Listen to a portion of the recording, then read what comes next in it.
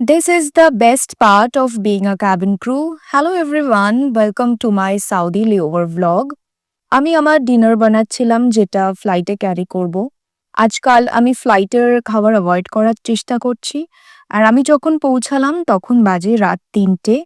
Then I slept and ঘুম থেকে যখন উঠলাম তখন দেখি দুপুর ৩টে বাজে।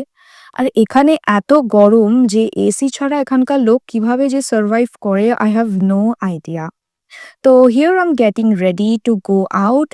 এত গরম তাই I decided to wear white clothes and I'm all set to go. R this is my hotel for 2 days.